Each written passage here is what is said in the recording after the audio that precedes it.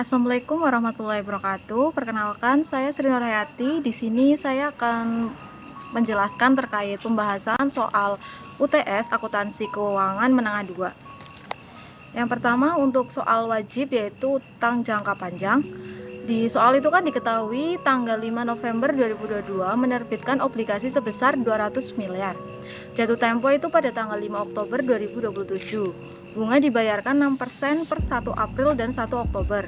Pada 10 November 2022, obligasi terjual seluruhnya dengan harga jual kurs sebesar 102 dan biaya penjualan sebesar 50 juta. Untuk pertanyaannya itu, yang pertama itu ada berapa umur obligasi, yang kedua agio obligasi per bulan, selanjutnya itu besarnya bunga berjalan, yang D itu jurnal untuk mencatat bunga berjalan, dan E jurnal untuk penjualan obligasi pada tanggal 10 November 2022. Selanjutnya ada jurnal penyesuaian pada tanggal 31 Desember 2022 untuk amortisasi agio dan bunga berjalan. Dan yang terakhir ada jurnal untuk mencatat pembayaran bunga pada 1 April 2023. Selanjutnya kita akan beralih ke pembahasan untuk pertanyaan pertama, yaitu umur obligasi. Yang pertama itu umur obligasi itu diketahui pada saat November sampai dengan Desember 2022 itu dihitung 2 bulan. Itu dari tanggal 5 November sampai dengan 31 Desember. Kita menghitung dari awal mula obligasi diterbitkan yaitu pada tahun 2022 sampai dengan jatuh tempo pada bulan Oktober 2027. Jadi untuk 2022 itu hanya sebanyak 2 bulan. Untuk 2023 itu dari Januari sampai Desember selama 12 bulan atau 1 tahun, itu berlanjut sampai dengan 2026. Dan untuk 2027 karena jatuh temponya itu pada tanggal 5 Oktober, berarti kita hanya menghitung dari 1 Januari sampai dengan 5 Oktober, jadi hanya 9 bulan. Nanti kita bisa jumlahkan dari tahun 2022 sampai dengan tahun 2027, sehingga totalnya itu adalah 59 bulan untuk umur obligasi. Selanjutnya kita akan menghitung terkait pertanyaan kedua, yaitu agio per bulan. Untuk menghitung agio per bulan, kita harus mengetahui harga jual obligasi terlebih dahulu. Untuk menghitung harga jual obligasi, yang pertama kita akan mengalihkan kurs 102 per 100 dikali dengan nilai nominal dari obligasi yang diterbitkan, yaitu sebesar 200 miliar. Hasilnya sama dengan 204 miliar. Untuk menghitung agio secara keseluruhan, yaitu 204 miliar atau harga jual obligasi dikurangi dengan biaya penjualan dikurangi dengan harga nominal obligasi awal, yaitu sebesar 3 miliar 950 juta. Untuk menghitung agio per bulannya berarti 3 miliar 950 juta dibagi dengan umur obligasi yaitu 59 bulan. Hasilnya jadi 66.949.153. Selanjutnya kita akan menghitung besarnya bunga berjalan. Dikarenakan obligasi terbit pada tanggal 5 November dan terjual pada saat tanggal 10 November, maka untuk menghitung bunga berjalannya seperti ini. Bunga tahunan kan diketahui 6%. Nanti dikalikan dengan harga nominal obligasi yang diterbitkan yaitu sebesar 200 miliar. Jadi untuk bunga tahunannya itu sebesar 12 miliar per tahun. Karena obligasi terbit pada tanggal 5 November dan terjual pada 10 November, maka tidak ada bunga berjalan yang terhitung selama 1 bulan, yaitu di bulan Oktober. Jadi kita akan menghitung besarnya bunga berjalan per hari. Jadi dari bunga per tahun sebesar 12 miliar dibagi dengan total 1 tahun berapa hari gitu, berarti jadinya 12 miliar dibagi dengan 365 hari, yaitu sama dengan 32.876.712. Untuk bunga berjalan selama 5 hari, yaitu dari 5 November sampai dengan 10 November, mohon maaf ini ada kesalahan tulis, yaitu berarti 32.876.712 dikali dengan 5 hari, yaitu sebanyak 164.383.562. Untuk mencatat jurnal bunga berjalan, yaitu Biaya bunga berjalan pada debit sebesar 164.383.562 terhadap utang bunga obligasi di kredit sebesar 164.383.562. Selanjutnya, jurnal untuk mencatat penjualan obligasi pada tanggal 10 November 2022. Untuk harga jualnya itu tadi sudah kita ketahui di awal, yaitu sebesar 204 miliar dan biaya penjualan itu sebesar 50 juta. Nanti itu dikurangkan dari harga jual dikurangi biaya penjualan, jadinya sebesar 203 miliar 950 juta. Untuk bunga berjalannya itu sebesar 164.383.562. Jadi kas yang diterima sebesar 203 miliar 950 juta ditambah 164.383.562, yaitu sebanyak 204 miliar 114.383.562. Selanjutnya, jurnal untuk mencatat penjualan obligasi pada tanggal 10 November 2022, yaitu kas di debit sebesar 204 miliar 114.383.562 terhadap utang obligasi sebesar 200 miliar di kredit dan juga agio obligasi sebesar 3 miliar 950 juta di kredit dan juga bunga berjalan sebesar 164.383.562 di kredit. Selanjutnya, mencatat jurnal penyesuaian untuk bunga berjalan, yaitu dari 5 November saat obligasi diterbitkan sampai dengan 31 Desember 2022, yaitu sebanyak 2/12, yaitu 2 bulan per 12 bulan dikali dengan 6% dikali 200 miliar sebanyak nilai nominal obligasi awal, yaitu menghasilkan 2 miliar. Untuk amortisasi agionya itu dari 10 November sampai dengan 31 Desember, yaitu sebanyak 2 bulan dikali dengan 66.949.153, hasilnya 133.898.306. Untuk mencatat jurnalnya itu untuk yang bunga berjalan, biaya bunga obligasi di debit sebesar 2 miliar dan juga utang bunga obligasi di kredit sebesar 2 miliar. Selanjutnya itu untuk mencatat jurnal penyesuaian untuk amortisasi agio, yaitu agio obligasi di debit sebesar 133.898.306 dan juga biaya bunga obligasi di kredit sebesar 133.898.306. Untuk selanjutnya, jurnal pembayaran bunga pada 1 April 2023, yaitu perhitungannya dari 6 bulan per 12 bulan dikali dengan 6% dikali 200 miliar, yaitu sebanyak 6 miliar. Untuk jurnalnya itu utang bunga obligasi di debit sebesar 6 miliar dan juga kas di kredit sebesar 6 miliar. Ya, selanjutnya kita akan membahas soal pilihan pertama, yaitu utang jangka pendek. Diketahui bonus perusahaan itu sebesar 5% dari laba perusahaan. Laba perusahaan pada tahun 2022 itu sebesar 500 miliar. Untuk pajak penghasilannya itu sebesar 15% dari laba bersih. Untuk pertanyaannya itu, bonus yang diterima dan pajak yang dibayarkan Nona Amalia jika bonus diperhitungkan dari laba sebelum dikurangi bonus dan pajak penghasilan atau PPh. Yang kedua, bonus yang diterima dan pajak yang dibayarkan Nona Amalia jika bonus diperhitungkan dari laba sesudah dikurangi pajak penghasilan atau PPh tapi sebelum dikurangi dengan bonus. Yang ketiga itu, bonus yang diterima dan pajak yang dibayarkan Nona Amalia jika bonus diperhitungkan dari laba setelah dikurangi bonus dan juga pajak penghasilan atau PPh. Yang selanjutnya itu untuk membuat jurnal untuk mencatat utang bonus yang sudah dihitung di atas. Selanjutnya untuk buka laporan keuangan masing-masing dan jelaskan mengenai bagaimana penyajian utang atau kewajiban jangka pendeknya. Berlanjut ke pembahasan. Untuk menjawab soal A, B, dan C, kita bisa misalkan B sama dengan bonus dan P sama dengan pajak.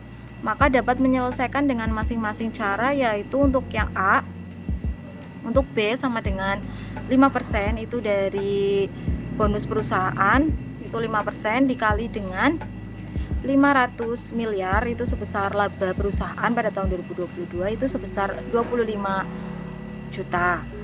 Untuk PPh-nya berarti kita bisa menghitung dari 15% dikali dengan 500 miliar dikurangi 25 juta yaitu sebanyak 71.250.000 untuk PPh. Selanjutnya kita akan menghitung bonus yang dihitung dari laba setelah dikurangi PPh sebelum dikurangi bonus. Untuk persamaannya itu yang persamaan pertama ada B sama dengan 0,05 dikali 500 juta dikurangi P, dan persamaan kedua ada P sama dengan 0,15 dikali 500 juta dikurangi B. Dikarenakan P dalam persamaan pertama dapat dimasukkan dengan P dalam persamaan kedua sehingga B sama dengan 0,05 dikali 500 juta dikurangi 0,15 dikali 500 juta dikurangi B. B sama dengan 0,05 dikali 500 juta dikurangi 75 juta ditambah 0,15 B. B sama dengan 0,05 dikali 425 juta ditambah 0,15 B. B sama dengan 21.250.000 ditambah 0,0075 B. Jadi untuk 0,0075 B itu bisa dipindahkan ruas ke kiri. Jadi B sama B dikurangi 0,0075 B sama dengan 21.250.000. Jadinya 0,9925 B sama dengan 21.250. B sama dengan 21.250.000 dibagi dengan 0,9925 itu jadinya 21.410.579. Itu untuk B atau bonus. Maka untuk menghitung PPh dapat langsung dimasukkan dari hasil B ke persamaan 2. Jadi P sama dengan 0,15 dikali 500 juta dikurangi 21.410.579. Jadinya P sama dengan 0,15 dikali 478.589.421. Jadinya P sama dengan 71.788.413. Ya, kita akan menghitung bonus yang dihitung dari laba setelah dikurangi bonus dan PPh. Yang pertama itu ada dua persamaan. Yang pertama itu ada B 0,05 dikali 500 juta dikurangi B dikurangi P. Yang kemudian ada persamaan kedua itu ada P sama dengan 0,15 dikali 500 juta dikurangi B. Karena P dalam persamaan kedua bisa dimasukkan ke dalam persamaan 1, sehingga untuk perhitungannya itu ada B sama dengan 0,05 dikali 500 juta dikurangi B dikurangi 0,15 dikali 500 juta dikurangi B. Kemudian akan diturunkan dari persamaan atas ke bawah sehingga menghasilkan B sama dengan 20.333.693. Untuk menghitung PPh maka dapat langsung dimasukkan dari hasil B tadi yang sebesar 20.383.693 ke persamaan kedua yaitu sama dengan P sama dengan 0,15 dikali 500 juta dikurangi 20.383.693. P sama dengan 0,15 dikali 479.616.307. P sama dengan 71.942.446,1. Kemudian untuk jurnal pencatatan utang bonusnya itu untuk yang A itu ada utang bonus terhadap kas. Untuk utang bonus itu sebesar nilai B-nya di awal itu sebesar 25 juta dan juga kasnya pun sebesar 25 juta. Dan untuk yang B itu sama, untuk akunnya itu ada utang bonus di debit dan juga kas di kredit. Untuk utang bonus itu sebesar 21.410.579 dan untuk kasnya pun sama 21.410.579. Dan untuk yang C itu untuk akunnya pun sama tetap, untuk utang bonus di debit dan juga kas di debit sebesar bonus yang diperoleh tadi itu sebesar 20.383.693. Selanjutnya kita akan membahas terkait soal pilihan 2 yaitu terkait modal saham. Yang pertama, diketahui pemilik lama memiliki presentase kepemilikan yaitu sebesar 50% dari 10 juta lembar saham yang beredar. Untuk manajer itu memiliki 40% dari 10 juta lembar saham yang beredar, kemudian mengeluarkan saham baru sebanyak 2 juta lembar saham dan dibeli sendiri. Untuk harga pasar saham baru itu sebesar 11.000. Untuk pertanyaannya itu, yang pertama, persentase perubahan kepemilikan pemilik lama dan baru setelah penambahan saham baru. Yang kedua, jika 1000 lembar saham baru yang dibeli oleh manajer dijual kembali dengan harga 13.000, tentukan persentase perubahan nilai per lembar saham dengan adanya tambahan saham baru. Untuk itu kita langsung ke pembahasannya. Yang pertama, untuk pemilik lama sebelum penambahan mempunyai 51% dari 10 juta lembar saham.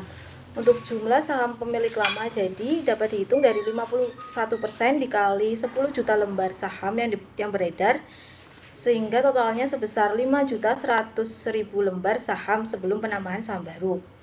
Setelah penambahan, maka persentase kepemilikan yaitu 5.100.000 dibagi dengan 12 juta dikali 100%, yaitu jadi 42,5%. Untuk jumlah saham manajer sebelum penambahan itu sebesar 40% dikali 10 juta sama dengan 4 juta lembar saham. Setelah penambahan, maka 4 juta lembar saham lama ditambah dengan 2 juta lembar saham baru yang dibeli oleh manajer, jadinya sebesar 6 juta lembar saham. Kemudian langsung dihitung seperti perhitungan di atas, 6 juta per 12 juta dikali 100%, sehingga 50% hasilnya. Dari penyelesaian kasus di atas dapat dilihat bahwa apabila tidak ada hak preventif, maka persentase kepemilikan saham pemilik lama turun dari 51% menjadi 42,5%. Sedangkan manajer pemilik yang dulunya minoritas 40% sekarang menjadi mayoritas 50%. Selanjutnya untuk yang B,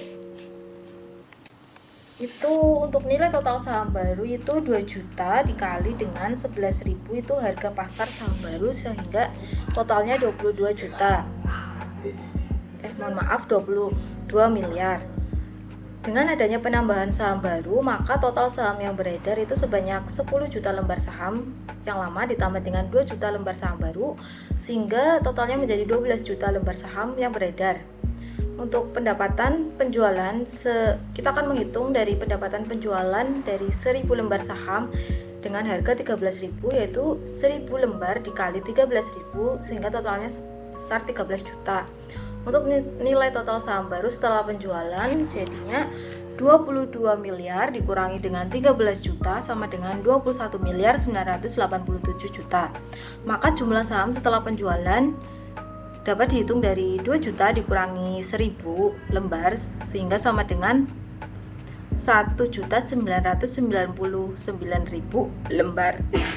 Jadi nilai per lembar saham setelah penjualan dihitung dari 21.987 juta dibagi dengan total lembar saham sisanya itu sebesar 1.999.000 lembar, sehingga hasilnya sebesar 11.000,5 per lembar. Dari penyelesaian kasus di samping, maka nilai per lembar saham setelah penjualan meningkat sedikit dari harga pasarnya itu sebesar 11.000 menjadi sekitar 11.000,5 per lembar. Kenaikan ini disebabkan oleh harga penjualan 1000 lembar saham yang lebih tinggi, yaitu 13.000 dibandingkan harga beli awal yaitu sebesar 11.000. Selanjutnya kita akan membahas soal pilihan yang ketiga, yang masih terkait dengan modal saham. Di sini modal statuter itu diketahui sebanyak 1 miliar lembar saham dengan nominal 2.000 per lembar. Untuk transaksi itu dapat dihitung dari, untuk transaksi pertama itu ada penjualan saham sebesar 700 juta lembar yang dibayar dengan tunai sebesar 500.000 lembar dan sisanya dibayar dengan tanah. Untuk perhitungannya itu untuk tunai berarti dari 500.000 dikali dengan harga nominalnya per lembar saham itu sebesar 2.000, sehingga dapat 1 miliar. Untuk modal sahamnya itu dari 700 juta dikali dengan harga nominal awalnya itu sebesar 2.000, sehingga didapat 1.400.000.000. Untuk tanah yaitu dihitung dari 1.400.000.000 dikurangi dengan 1 miliar, sehingga untuk tanah sama dengan 1.399 miliar. Untuk transaksi kedua itu diterima pesanan sebesar 200 juta lembar saham dengan kurs 104, kemudian dibayar tunai sebesar 90% dan sisanya 1 bulan kemudian. Untuk perhitungannya itu karena dibayar tunai hanya 90%, berarti untuk piutang pesanan itu sebesar 200 juta dikali dengan harga nominal yaitu 2.000 dikali dengan kursnya itu 104 per 100, jadi hasilnya 416 miliar. Untuk yang dibayar tunai itu sebesar 90%, dihitung dari 90% dikali 416 miliar sama dengan 374 miliar 400 juta. Untuk yang transaksi ketiga itu diterima pelunasan sisa pesanan saham dari saham 200 juta lembar diserahkan pada pemesan. Untuk perhitungannya itu dari piutang pesanan yang di transaksi 2 itu sebesar 416 miliar dikurangi dengan pembayaran tunai di transaksi 2 sebesar 374 miliar 400 juta, sehingga untuk pelunasannya sebesar 41 miliar 600 juta. Untuk transaksi yang keempat yaitu diterima pesanan sebesar 50 juta lembar saham dengan kurs sebesar 95, kemudian dibayar tunai sebesar 50%, sisanya 1 bulan kemudian. Untuk menghitung piutang pesanannya seperti di transaksi 2 yaitu 50 juta lembar dikali dengan harga nominal sebesar 2.000 dikali dengan kursnya 95 per 100 sehingga hasilnya 95 miliar. Untuk tunai karena dibayar dengan tunai 50%, berarti tunai 50% dikali dengan nominal 95 miliar sehingga hasilnya sebesar 47 miliar 500 ribu. Kemudian di transaksi kelima itu diterima pelunasan sisa pesanan saham di transaksi keempat. Kemudian saham 100.000 lembar diserahkan pada pemesan. Untuk piutang pesanannya berarti untuk perhitungannya berarti sama seperti di transaksi kelima. Sama di transaksi ketiga ya, mohon maaf. Jadi piutang pesanan sama dengan 95 miliar dikurangi dengan tunainya itu 47 miliar 500 ribu sehingga sisanya 47 miliar 500 ribu. Untuk transaksi yang terakhir itu penjualan saham sebesar 50 juta lembar saham dengan kurs 100 dan tunai. Untuk perhitungannya berarti penjualan sebesar 50 juta dikali dengan harga nominalnya sebesar 2.000 dikali juga dengan kursnya sebesar 100 per 100 sehingga hasilnya akhirnya sebesar 100 miliar. Seperti itu. Kemudian untuk pencatatan jurnal transaksi penjualan dari penyelesaian yang tadi itu untuk tanggal 5 Januari 2022 itu ada kas dan tanah di bagian debit sebesar kas sebesar 1 miliar dan juga tanah sebesar 1.399.000 terhadap modal saham di kredit sebesar 1 miliar 400 juta. Kemudian pada tanggal 12 Januari 2022 itu ada piutang pesanan saham di debit sebesar 416 miliar, kemudian modal saham sebesar 400 miliar di kredit dan juga agio saham sebesar 16 miliar di kredit. Kemudian untuk pencatatan kas dan piutang pesanan itu ada kas di debit sebesar 374 miliar 400 juta itu di debit dan juga piutang pesanan saham di kredit sebesar 374 miliar 400 juta. Kemudian pada tanggal 10 Februari 2022 itu ada jurnal kas untuk mencatat kas di debit sebesar 41 miliar 600 juta terhadap piutang pesanan saham sebesar 41 miliar 600 juta di kredit. Kemudian ada modal saham yang dipesan sebesar 400 miliar di debit dan juga modal saham sebesar 400 miliar juga di kredit. Untuk transaksi pada tanggal 5 Maret 2022 itu ada piutang pesanan saham sebesar 95 miliar di debit, disagio saham sebesar 5 miliar di debit, kemudian terhadap modal saham di kredit sebesar 100 miliar. Kemudian ada pencatatan kas sebesar 47.500.000 dan juga piutang pesanan saham 47.500.000 dikredit. Untuk transaksi 10 April 2022 itu ada kas sebesar 47.500.000 terhadap dengan piutang pesanan saham sebesar nominal kas yaitu 47.500.000 dan juga pencatatan modal saham yang dipesan di debit sebesar 100 miliar dan juga modal saham sebesar 100 miliar juga. Untuk pada tanggal 5 November 2022 itu ada pencatatan kas di debit sebesar 100 miliar dan juga modal saham sebesar 100 miliar di kredit. Selanjutnya pembahasan soal pilihan keempat yaitu terkait treasury stock untuk jurnal pencatatan transaksi beserta perhitungannya. Untuk metode nominal di transaksi 5 Januari 2022 itu ada kas sebesar 13 juta di debit dan juga modal saham di kredit sebesar 10 juta dan juga agio saham sebesar 3 juta di kredit.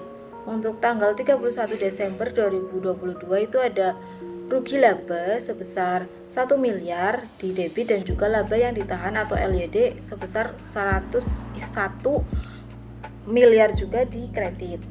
Untuk transaksi 5 Februari 2022 itu ada modal saham sebesar 5 juta di debit, agio saham sebesar 1.500.000 di debit dan juga laba yang ditahan di debit sebesar 500.000.